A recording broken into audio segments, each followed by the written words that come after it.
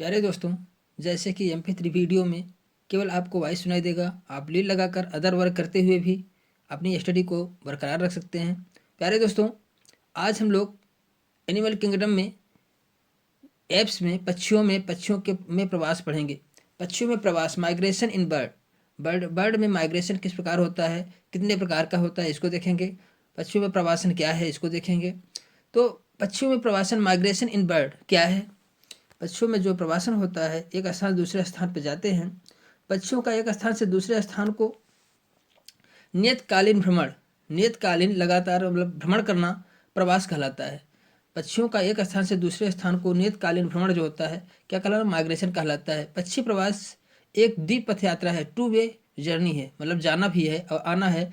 तो एक क्या है, द्विपथ यात्रा है, टू वे जर्नी है। पक्षियों में प्रवास एक नैसर्गिक अप्रक्रिया है।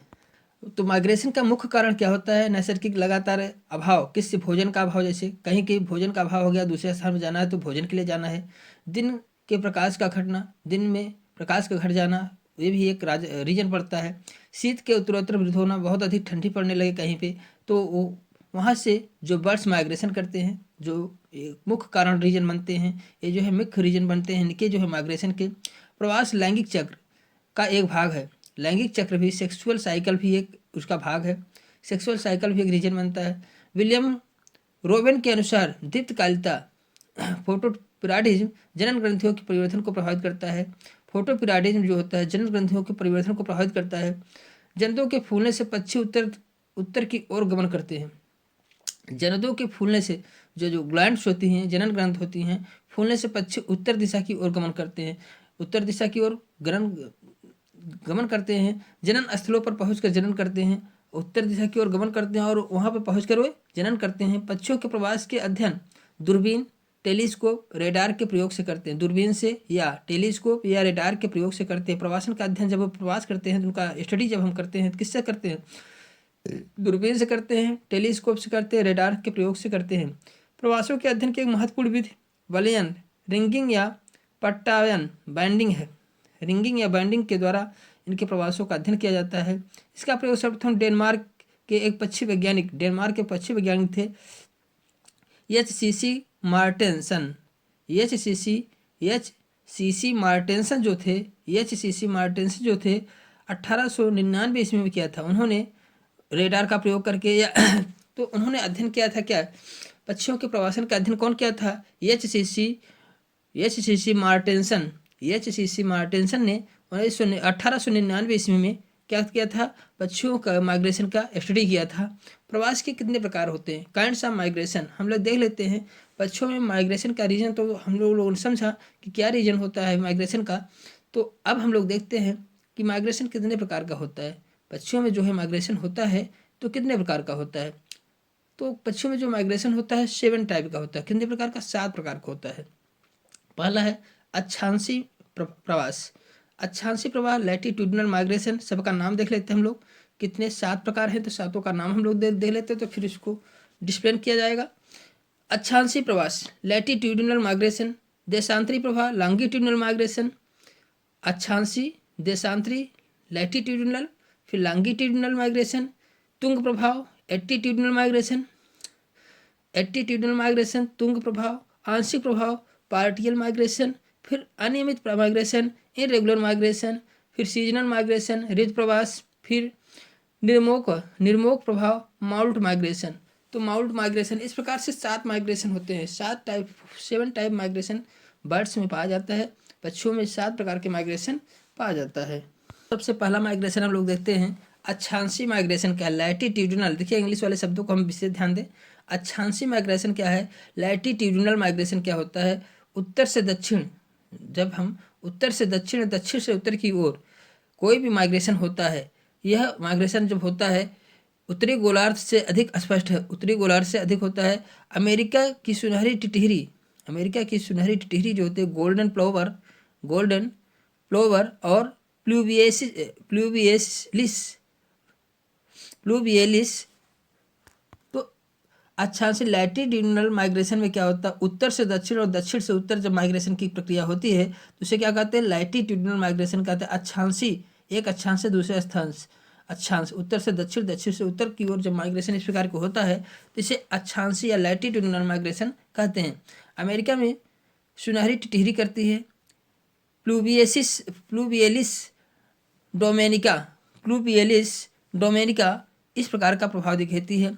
सुनहरी टिटहरी या प्लूवियलिस डोमेनिका जो अमेरिका में पाई जाती हैं, इस प्रकार का प्रवास करती हैं। लैटिट्यूडिनल माइग्रेशन इसमें पाया जाता है, उत्तर से दक्षिण, दक्षिण से उत्तर। दिशाएं हमें थोड़ा ध्यान देना है, यहाँ पर हमें दिशा का ज्ञात करना है। अक्षांशी, एक अक्षांश से दूसरा अक्षांश, उत्तर से दक्षिण और दक्षिण से उत्तर की ओर माइग्रेशन अक्षांशी माइग्रेशन का गोल्डन प्लोवर और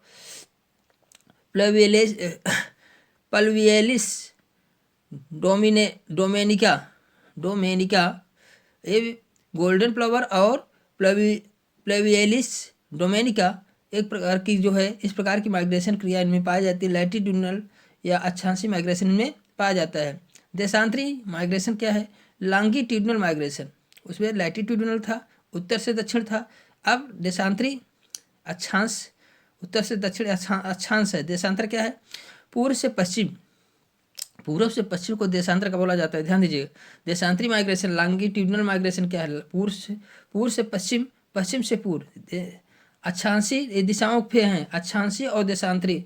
देशांतरी में क्या होता है? पूर्व से पश्चिम, पश्चिम से पूर्व की ओर जब माइग्रेशन होता है उसे लॉन्गिट्यूडिनल माइग्रेशन कहते हैं। उसे क्या कहते हैं? लॉन्गिट्यूडिनल माइग्रेशन कहते हैं। ये किन में पाया जाता है? तिलियर स्टार्लिंग में यूरोप और एशिया में जनन क्षेत्र क्या टर्की ओर चली जाती है। ये तिलियर जैसे स्टार्लिंग ये पक्षी होती है, स्टार्लिंग पक्षी में पाया जाता है। लॉन्गिट्यूडिनल माइग्रेशन है, स्टार्लिंग पक्षी में पाई जाती है। यूरोप या एशिया में अपने जनन क्षेत्र से अटलांटिक तट की ओर चली जाती हैं। यूरोप एशिया में रहती है स्टार्लिंग, ये अपने जनन क्षेत्र से अटलांटिक तट की ओर चली जाना देशांतर प्रवाह, अटलांटिक तट की ओर चला जाना, ये क्या है? देशांतरी माइग्रेशन है, लॉन्गिट्यूडिनल माइग्रेशन है। पूर्व से पश्चिम की ओर जाना, पश्चिम से पूर्व की ओर जाना, ये क्या होता है? लॉन्गिट्यूडिनल माइग्रेशन होता है। किस में पाया जाता है? स्टार्लिंग में पाया जाता है। तिलियर, इसको हिंदी में स्टार्लिंग को क्या बोलते हैं? तिलियर बोलते हैं। तो यूरोप एशिया में रहने वाले पक्षी होते हैं, ये अटलांटिक तट की ओर चले जाते हैं, तो इनमें लॉन्गिट्यूडिनल माइग्रेशन पाया जाता है। पूर्व से पश्चिम, पश्चिम से पूर्व। देशांतरी लॉन्गिट्यूडिनल में पूर्व से पश्चिम और लैटिट्यूडिनल में उत्तर से दक्षिण, दक्षिण से उत्तर। ठीक है, ये दिशाओं पे है केवल दोनों। अक्षांशी में उत्तर से अक्षांश है, उत्तर दक्षिण अक्षांश है, जबकि पूर्व पश्चिम क्या? देशांतर माइग्रेशन है। तो लैटिट्यूडिनल में सुनहरी टिटहरी थी, प्लूवियलिस डोमेनिका था, ये लैटिट्यूडिनल में था। लॉन्गिट्यूडिनल में कौन सा? स्टार्लिंग लॉन्गिट्यूडिनल माइग्रेशन करते हैं। अब तीसरा माइग्रेशन है एल्टीट्यूडिनल माइग्रेशन, तुंग प्रवास। एल्टीट्यूडिनल माइग्रेशन में क्या होता है? इस माइग्रेशन में तीसरा प्रवासन है एल्टीट्यूडिनल माइग्रेशन। एल्टीट्यूडिनल माइग्रेशन में क्या होता है? इसमें पक्षियाँ जो होती हैं पर्वतीय क्षेत्रों से ढालों की तरफ, पर्वतीय क्षेत्र जहाँ होते हैं वहाँ से ढालों की तरफ, ढालों के ऊपर नीचे, जहाँ पर्वतीय क्षेत्र होते हैं वहाँ ढाल जो बनता है, ढाल के ऊपर रहती हैं, फिर नीचे पहुँच जाती हैं, फिर ऊपर आती हैं। यह गति जो होता है एल्टीट्यूड दिखाती हैं, ऐसे भी हम बोल सकते हैं। एल्टीट्यूडिनल माइग्रेशन करती हैं। तो एल्टीट्यूडिनल माइग्रेशन में क्या होता है? पर्वतीय क्षेत्रों में पर्वत से नीचे, फिर नीचे से ऊपर, इस प्रकार की माइग्रेशन को जो एल्टीट्यूडिनल माइग्रेशन कहते हैं। यह अर्जेंटीना में एंडीज पर्वतों की पनडुब्बियाँ जो है, गेबेज पनडुब्बिया को क्या कहते हैं? गेबेज कहते हैं। और कारांडो कुट्स जो पक्षियाँ होती है, कुट्स और पनडुब्बिया जो होती हैं, ये माइग्रेशन इस प्रकार की करती हैं। ग्रेट ब्रिटेन की बैगनी हरी अबाबिलो, ग्रेट ब्रिटेन की बैगनी हरी जो होती है अबाबिलो में पाया जाता है, मतलब कुट्स में पाया जाता है, पनडुब्बियों में पाई जाती है। ग्रेट ब्रिटेन की बैगनी हरी अबाबिलो में पाया जाता है। इस प्रकार का एल्टीट्यूडिनल माइग्रेशन पर्वतीय क्षेत्र से नीचे, फिर ऊपर, फिर नीचे, पहाड़ से नीचे, फिर ऊपर, फिर नीचे, फिर ऊपर, इस प्रकार के माइग्रेशन को क्या कहते हैं? एल्टीट्यूडिनल माइग्रेशन कहते हैं। या किन में पाया जाता है? तो एंडीज पर्वत की पनडुब्बियों, जैसे पनडुब्बियों में गेबेज पनडुब्बियों को हम क्या कहते हैं? गेबेज में। कारांडवो क्रुट्स में पाया जाता है। कुट्स में पाया जाता है। कारांडवो हिंदी में बोला जाता है। नाम ध्यान रखिए, कारांडवो हिंदी में बोला जाता है कुट्स, इंग्लिश में इसको बोलते हैं। ग्रेट ब्रिटेन की बैगनी हरी अबाबिलो अबा अबाबिलो में पाया जाता है। बैगनी हरी अबाबिलो में यह प्रकार ग्रेट ब्रिटेन की अबाबिलो में यह प्रक्रिया पाई जाती है। एटीट्यूडनल माइग्रेशन पाया जाता है। अगला चौथा माइग्रेशन क्या है? Partial migration. देखिए हम लोगों ने देखा अक्षांशी उत्तर से दक्षिण, दक्षिण से उत्तर, देशांतर जिसमें सुनहरी टिटहरी और प्लूवियलिस डोमेनिका था, और जो अमेरिका में पाए जाते हैं। देशांतर माइग्रेशन में, देशांतर में क्या? पूर्व से पश्चिम, पश्चिम से पूर्व। तिलियर स्टार्लिंग था। क्या? तिलियर बोलते हैं स्टार्लिंग, इसमें स्टार्लिंग था।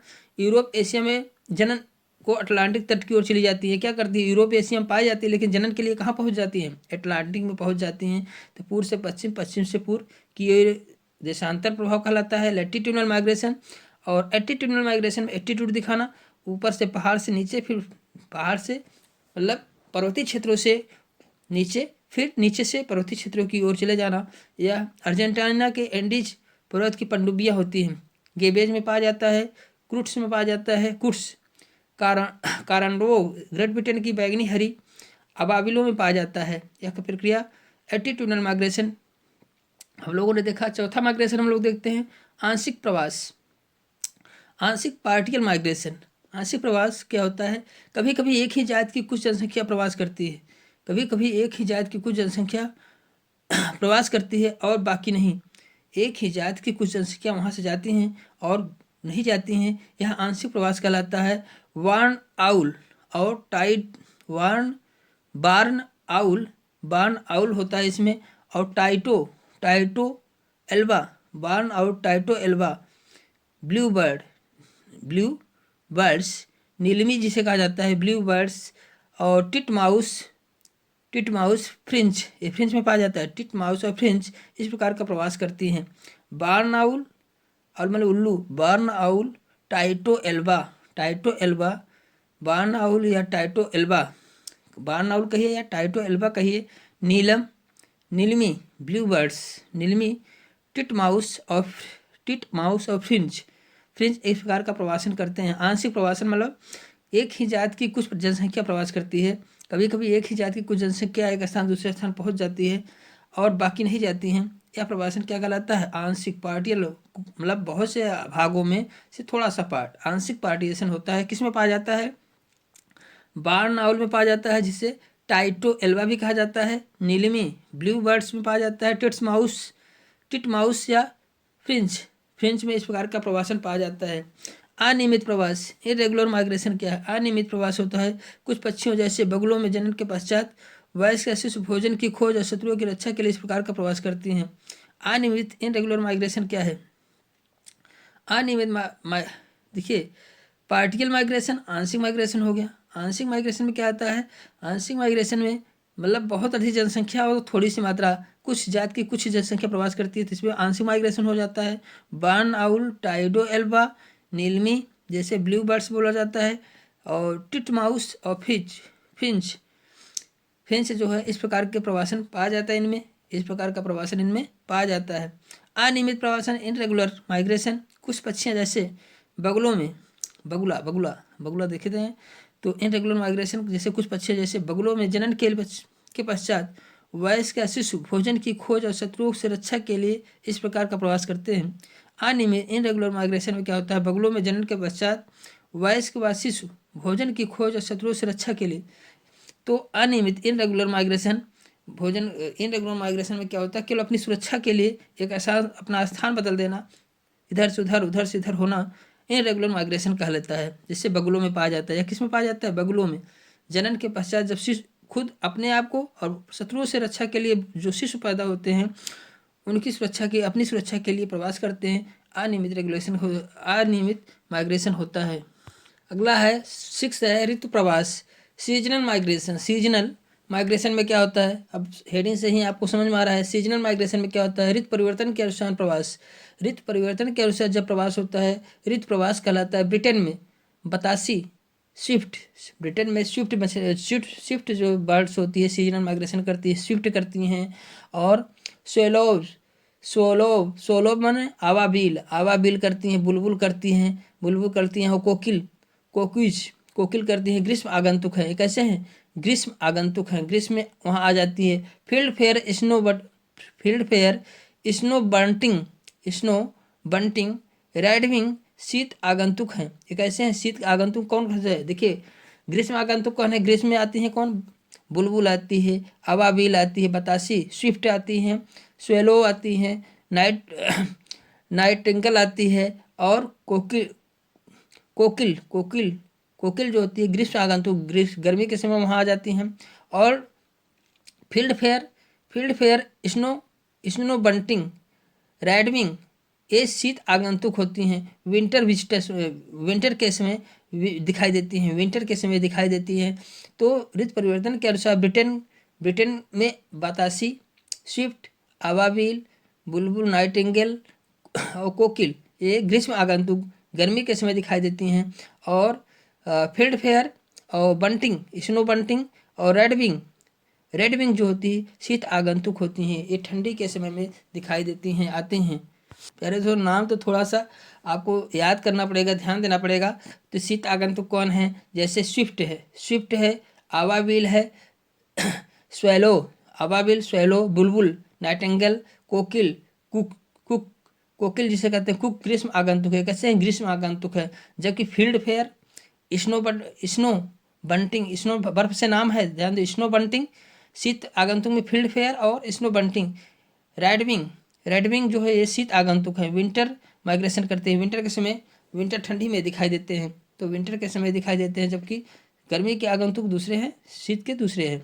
निर्मोक प्रवास माउंट माइग्रेशन क्या है? माउंट माइग्रेशन प्रवासी पक्षियों में क्या होता है? माउल्टिंग करना। माउल्टिंग क्रिया क्या है? पक्षियों के पंख की माउल्टिंग होती है। प्रवासी पक्षी प्रवास यात्रा के आरंभ में प्रायः निर्मोच माउंटिंग करते हैं।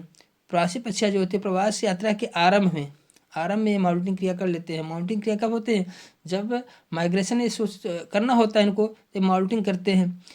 यूरेशियन सेट डक तथा जल यूरेशियन टोडामा टोडा टोडामा टोडा टोडामा यूरेशियन सेट डल को टैडोमा कहा जाता है।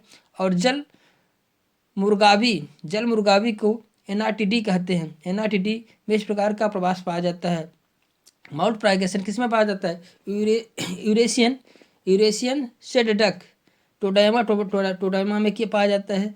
जल मुर्गाबी हिंदी का नाम ही इनका तो थोड़ा सा होता है, जल मुर्गाबी, और इनको इंग्लिश में बोला जाता है एनआरटीडी में इस प्रकार का प्रवास पाया जाता है। टोडामो और एनआरटीडी में इस प्रकार का निर्मोचन माउंटिंग की प्रक्रिया पाई जाती है। यात्रा आरंभ होने से पहले माउंटिंग की क्रिया करते हैं। तो माउंटिंग में क्या होता है? माउंटिंग माइग्रेशन में क्या होता है कि पंखों को क्या करते हैं, जो पुराने पंख होते हैं उनको हटा देना, फिर नए पंख उसमें आना। तो कुछ जो पुराने पंखों के पार्ट होते हैं उसको हटा देना। जैसे इसमें से और भी कुछ हैं, बतख, बंगालीचिया, गुल्स, तटीय पक्षी, बतख भी इसमें आता है, गम्बालीचिया आता है, तटीय पक्षी। और रात और दिन दोनों समय प्रवास करती हैं, रात और दिन दोनों प्रवास। कौवे, अबाबिल, राबिन, सारस, ब्लूम, राजहंस और पेलिकन्स दिन के समय प्रवास करते हैं। देखिए, कुछ रात के समय प्रवास करते हैं, बत्तख, गंगालीचिया, तटीय पक्षी रात्रि और दिन दोनों समय प्रवास करते हैं, रात और दिन ये दोनों प्रवास कर सकते हैं। लेकिन कौवे, अबाबिल, राबिन, सारस, लूम्स, राजहंस, पेलिकन्स ये दिन के समय प्रवास करते हैं, दिन के समय केवल माइग्रेशन करते हैं। फुदकिया वार्बलर्स जिसे फुदकिया बोला जाता है, वार्बलर्स को क्या बोला जाता है? फुदकिया बोला जाता है। सरालिया, थ्रसेस और गौरैया जो होते हैं क्या होते हैं? रात्रि प्रवासी होते हैं, नक्टर्नल माइग्रेशन पाए जाते हैं। फुदकिया, सरालिया और गौरैया प्रवासी भी कैसे होते हैं? ये रात्रि माइग्रेशन करते हैं, नॉक्टर्नल माइग्रेशन करते हैं। अटलांटिक टर्न और स्टर्ना जो होते हैं को प्रवासी पक्षियों का सम्राट कहा जाता है। आर्कटिक टर्न और स्टर्ना को, देखिए ध्यान दीजिएगा, आर्कटिक टर्न और स्टर्ना को क्या बोला जाता है? को प्रवासी पक्षियों का सम्राट कहा जाता है। माइग्रेट जो पक्षियाँ होती हैं उसको सम्राट किसको बोला जाता है? आर्कटिक टर्न को और स्टर्ना पैराडाइजिया को प्रवासी पक्षियों का सम्राट बोला जाता है। आर्कटिक टर्न और स्टर्ना पैराडाइजिया को प्रवासी पक्षियों माइग्रेट पक्षियों का सम्राट बोला जाता है। माइग्रेट पक्षियों का सम्राट किसको कहते हैं? आर्कटिक टर्न और स्टेर्ना पेराइडीजिया को जो है प्रवासी पक्षियों का या माइग्रेट पक्षियों का क्या सम्राट बोला जाता है। ये जो प्रवासी पक्षियों का सम्राट आर्कटिक टर्न और स्टेर्ना पेराइडीजिया होते हैं, यह प्रवासी पक्षियों का सम्राट क्यों कहते हैं इन्हें? क्योंकि यह शीत में अपने गंतव्य दक्षिण ध्रुवों के किनारे पहुंचने के लिए, जब शीतकालीन आता है तो ये अपने गंतव्य दक्षिण ध्रुवों की ओर पहुंचने के लिए 11,000 मील की यात्रा करते हैं। समझ लीजिए 100 मील में लगभग 100-150 किलोमीटर होता है। 100 मील में 150 किलोमीटर होता है। 100 मील में 150 किलोमीटर होता है तो 11,000 मील की यात्रा करती हैं। ध्यान दीजिए, बहुत बड़ी यात्रा करती हैं। उसी दूरी को पुनः वापस लौटती हैं। तो इसीलिए आर्कटिक टर्न और स्टेर्ना पेराइडीजिया को प्रवासी पक्षियों का सम्राट कहा जाता है। प्रवासी माइग्रेट पक्षियों का सम्राट कहा जाता है आर्कटिक टर्न और स्टेर्ना पेराइडीजिया को। इसीलिए इन्हें क्या कहा जाता है? प्रवासी पक्षियों का सम्राट कहा जाता है, क्योंकि बहुत अधिक दूरी मतलब 11,000 मील की दूरी यात्रा करती हैं। 100 मील में आप समझ लीजिए 160 किलोमीटर होता है, लगभग 160 किलोमीटर होता है। तो समझ लीजिए 11,000 मील की यात्रा करती हैं। 100 मील में तो 160 किलोमीटर, तो 11,000 मील आप समझ मल्टीप्लाई करके आप निकाल सकते हैं। इतना यात्रा करने के बाद और उसी दूरी को पुनः वापस लौटती हैं और पुनः वापस आने के लिए उतनी दूरी करती हैं। गोल्डन प्लोवर, देखिए गोल्डन प्लोवर, बाबलिक्स और अबाबिल अन्य लंबा प्रवास करने वाले पक्षी हैं। गोल्डन प्लोवर, बाबालिक्स और अबाबिल ये बहुत लंबी दूरी यात्रा करने वाले पक्षी हैं। गोल्डन प्लोवर, बाबलिक्स और अबाबिल जो है ये लंबा प्रवास करने, लंबी माइग्रेशन के लिए पक्षी माने जाते हैं। गोल्डन प्लोवर बिना रुके, गोल्डन प्लोवर जो होता है, गोल्डन प्लोवर जो होते हैं बिना रुके 2175 से 3500 किलोमीटर की दूरी तय करती है। बिना रुके गोल्डन प्लोवर बिना रुके 2175 से 3500 किलोमीटर की दूरी तय करती है। बिना रुके गोल्डन प्लोवर जो है 2175 से 3500 किलोमीटर की दूरी गोल्डन प्लोवर करती है, बिना रुके पूरा करती है। लेकिन आपसे पूछा जाए तो सबसे ज़्यादा दूरी चाहे रुक के करती है, लेकिन आर्कटिक टर्न और स्टेर्ना पेराइडीजिया करती है, जो 1100 मील यात्रा करती है, लेकिन रुक के करती है। लेकिन गोल्डन प्लोवर जो होती है बिना रुके। बाबलिक्स गोल्डन प्लोवर बिना रुके 2175 से 35 किलोमीटर की दूरी तय करती है और सर्वाधिक लंबी उड़ान कीर्तिमान बनाती है। आपसे पूछा जाए गोल्डन प्लोवर सबसे लंबी दूरी तय करती है कि एक ही बार में बहुत ज़्यादा लंबी दूरी तय कर कीर्तिमान बनाती है। पक्षियों में प्रवास पृथ्वी के लगभग 3000 फीट की अंदर होता है। 3000 फीट, पृथ्वी से लगभग 3000 फीट के ऊंचाई पे चल सकते हैं। 3000 फीट के अंदर होता है पृथ्वी से। पक्षियों का प्रवास पृथ्वी से लगभग 3000 फीट के अंदर होता है। प्रवास के दौरान पक्षियों का औसत वेग 30 मिलीमीटर प्रति घंटा होता है। प्रवास के समय, माइग्रेशन के समय पक्षियों का औसत वेग जो होता है 30 मिलीमीटर प्रति घंटा होता है। यद्यपि स्विफ्ट की जो दो प्रजातियां होती है 171 से 200 मील प्रति मील प्रति घंटा की चाल से चलती है। 1 घंटे में 100 स्विफ्ट जो पक्षियाँ होती हैं, इनकी प्रजातियाँ जो होती हैं 171 से 200 मील, मतलब 100 में 160 किलोमीटर होता है लगभग, तो 171 से 200 मील प्रति घंटा की चाल से चलती हैं ये पक्षियाँ स्विफ्ट। तो इस प्रकार से प्यारे दोस्तों जो था निर्मोचन अलग था, लेकिन कुछ पक्षियों के विशेष कैरेक्टर थे जो हम लोगों ने देखा। तो प्रवासी पक्षियों का सम्राट किसे कहा जाता है? आर्कटिक टर्न को, स्टेर्ना पेराइडीजिया को। और यह 11,000 मील की यात्रा दूरी पूरी करते हैं। गोल्डन प्लोवर, बाबलिक्स, अबाबिल एक अन्य लंबा प्रवास करते हैं। गोल्डन प्लोवर, बाबलिक्स और अबाबिल जो होते हैं लंबा माइग्रेशन करते हैं। गोल्डन प्लोवर बिना रुके 2175 से 3500 किलोमीटर की दूरी तय करता है। सर्वाधिक लंबी उड़ान का कीर्तिमान कौन बनाता है? गोल्डन प्लोवर बनाता है। सबसे लंबी उड़ान एक ही बार में कौन बनाता है? गोल्डन प्लोवर बनाता है। प्रवास के दौरान पक्षियों का औसतन वेग कितना होता है? लगभग औसत वेग पूछा जाए तो 30 मील प्रति घंटा होता है। लेकिन हाँ, प्रवास के समय पृथ्वी से कितनी ऊंचाई तक ये प्रवासिंग कर सकते हैं? तो 3000 फीट के अंदर ये रहते हैं। और लगभग 2 प्रजातियाँ, जैसे औसत वेग तो 30 मीटर प्रति घंटा है पक्षियों का प्रवास के समय, लेकिन लेकिन स्विफ्ट जो होता है, स्विफ्ट पक्षी जो होती है, इनकी जो दो प्रजातियां पाई जाती हैं जो कि 171 से 200 मील प्रति घंटा की चाल से चल सकती हैं। 171 से 200 मील प्रति घंटा की चाल से स्विफ्ट जो होती है पक्षियाँ क्या करती हैं, माइग्रेशन कर सकती हैं, इतने मील प्रति घंटा की चाल से माइग्रेशन कर सकती हैं। प्यारे दोस्तों, इस प्रकार से हम लोगों ने माइग्रेशन देखा। माइग्रेशन क्या है? पक्षियों का एक स्थान से दूसरे स्थान को नियतकालीन भ्रमण करना, प्रवासन माइग्रेशन। नियतकालीन भ्रमण करना ही, नियत समय में ही भ्रमण करना क्या कहलाता है? माइग्रेशन ऑफ बर्ड कहलाता है। काइंड्स ऑफ माइग्रेशन, पक्षियों में माइग्रेशन कितने प्रकार का होता है हम लोगों ने देखा।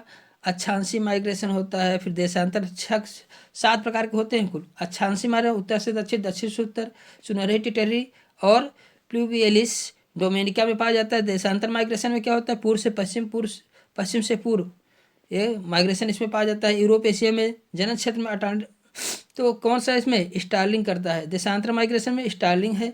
और तुंग एटीट्यूड माइग्रेशन में ऊपर से नीचे, पर्वत से नीचे, फिर नीचे से पर्वत पर। यह कहाँ पाया जाता है? अर्जेंटीना में एंडीज पर्वतों की पनडुब्बियाँ जो होती हैं, गेबेज, कारांडवो, कुर्स जो होती है, ग्रेट ब्रिटेन की बैगनी हरी अबाबिलो में पाई जाती है। Attitude migration. और पार्टियल माइग्रेशन क्या होता है? पार्टियल माइग्रेशन कभी कभी एक ही जात के कुछ जनसंख्या प्रवास करती है दूसरे स्थान पर जाकर, उसे आंशिक माइग्रेशन कहते हैं। या किस में पाया जाता है? बार्न आउल, टाइडो एल्वा, नीलमी, ब्लू बर्ड, टिटमाउस या में पाया जाता है इस प्रकार क्रिया। अनियमित इनरेगुलर माइग्रेशन में क्या होता है? बगुलों में जनन के पश्चात वयस्क भोजन के लिए या शत्रुओं से रक्षा के लिए इधर उधर माइग्रेशन इनरेगुलर माइग्रेशन कहलाता है। बगुलों में पाया जाता है, उनके शिशुओं में पाया जाता है। बगुलों और उनके शिशुओं में इस प्रकार की माइग्रेशन की प्रक्रिया पाई जाती है। तो ऋतु प्रवास क्या होता है? सीजनल माइग्रेशन आप जहाँ समझ सकते हैं। सीजन के परिवर्तन के आधार पर में माइग्रेशन होता है। इनमें क्या होता है? ब्रिटेन में स्विफ्ट, अबाबिल और बुलबुल और क्रुक्स ग्रीष्म आगंतुक हैं। जो एक ग्रीष्म आगंतुक है, ब्रिटेन में ग्रीष्म के समय वहाँ दिखाई देते हैं। फिर फील्ड फेयर, स्नो बंटिंग, रैडविंग जो होते हैं ये विंटर विजिटिंग है, विंटर के समय, ठंडी के समय दिखाई देते हैं। फील्ड फेयर, बंटिंग और रैडविंग ये विंटर के समय दिखाई देते हैं। और माउंट माइग्रेशन में क्या होता है? माउंट माइग्रेशन पक्षी प्रवास यात्रा आरंभ करने के पहले करते हैं। माउंटिंग की क्रिया कब करते हैं? यात्रा आरंभ के पहले करते हैं। माउंटिंग मतलब होता है कि पक्षियों के कुछ पंख जो बेकार हुए रहते हैं उसको माउंट करके फिर नए पंख आ जाते हैं, तो वे माउंटिंग की प्रक्रिया करते हैं। यूरेशियन सेड डक इसमें आता है। जल मुर्गाबी आता है। इस प्रकार का प्रवास की प्रक्रिया इनमें पाई जाती है।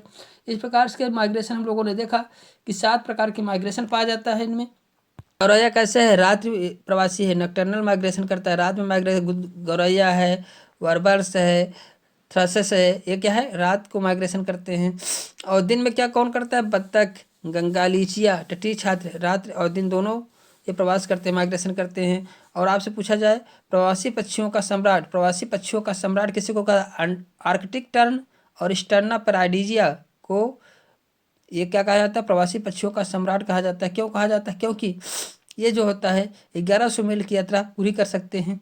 ये एक ध्रुव से गंतव्य दक्षिण ध्रुव से किनारे पहुंच जाते हैं एक शीत में अपने गंतव्य से दक्षिण ध्रुवों की ओर पहुंच जाते हैं। गंतव्य स्थान से दक्षिण ध्रुवों की ओर पहुंचते हैं और पुनः वहां से वापस लौटती हैं। गोल्डन प्लोवर जो होती है, गोल्डन प्लोवर बिना रुके 2175 से 3500 किलोमीटर की दूरी तय करती है, जो सर्वाधिक लंबी उड़ान का कीर्तिमान बनाती है। जो सबसे लंबी दूरी सबसे लंबी उड़ान का कीर्तिमान कौन बनाता है? Golden plover. पक्षियों का प्रवास लगभग 3000 फीट के अंदर होता है। प्रवास के दौरान पक्षियों का औसतन वेग 30 मीटर प्रति घंटा होता है। ध्यान दीजिए, बहुत सिंपल एग्जाम्पल यहाँ से क्वेश्चन बन सकते हैं। प्रवास के दौरान पक्षियों का औसत वेग लगभग कितना होता है? 30 मील प्रति घंटा, 30 मील प्रति घंटा होता है। जबकि स्विफ्ट पक्षी जो होता है, स्विफ्ट पक्षी में 171 से 200 मील प्रति घंटा की चाल से चल सकती हैं। प्यारे दोस्तों, इस प्रकार से पक्षियों में माइग्रेशन की प्रक्रिया हम लोगों ने देखा। इसमें 7 प्रकार से माइग्रेशन पाया जाता है। तो ओके प्यारे दोस्तों, इनमें से एक आध क्वेश्चन ही बन ही जाते हैं। पीजीटी के लिए विशेष इंपॉर्टेंट क्वेश्चन इसमें बनते हैं प्यारे दोस्तों, और हर एग्जाम बायो के लिए इंपॉर्टेंट हो सकते हैं। क्वेश्चन कहाँ से बन जाए आप समझ नहीं सकते हैं। तो प्यारे दोस्तों, यदि आपको यह थोड़ा भी हेल्पफुल लगे तो लाइक तो बनता है प्यारे दोस्तों। लाइक में क्या जाता है, सब्सक्राइब करने में क्या जाता है, आपको एक सब्सक्राइब करने से